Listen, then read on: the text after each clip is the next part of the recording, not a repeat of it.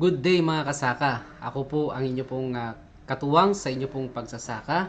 Ngayon ay pag-uusapan po natin ang usaping golden apple snail.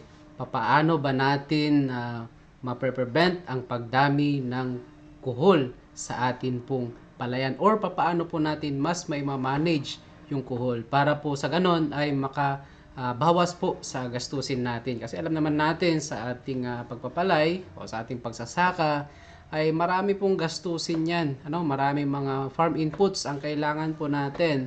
And darating yung time, harvest, bebenta mo, lugi dahil mababa ang presyo. Ngayon, ay may tuturo po akong tips sa inyo para po mas mapabilis, mapagaan yung trabaho natin, how to manage the golden apple snail. Una po, ganito ang gagawin po ninyo. Kapag land preparation na po ninyo, ay gumawa po kayo ng mga kanal sa inyo pong field. Kapag ito po ay after kwan na po siya, magle-level na po kayo. So gawa po kayo ng kanal at maglagay po kayo ng mga dahon ng gabi or kahit anong dahon, basta malalapad po siya, at ilagay po ninyo doon sa mga kanal yung dahon na yon. At tignan po ninyo, pansinin ninyo, doon po pupunta yung mga kuhol.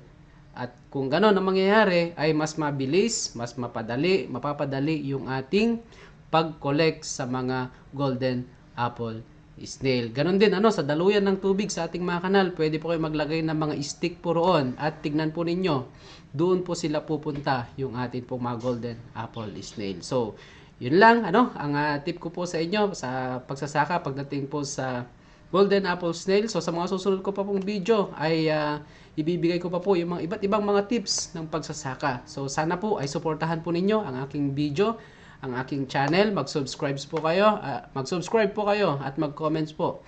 And i-comment nyo lang po ano po yung mga gusto nyong matutunan. At ako po bilang nasa gobyerno na nagtatrabaho sa Department of Agriculture ay akin po kayong tutulungan para kayo po ay magkaroon ng magandang ani at mataas na kita. Yes, sir!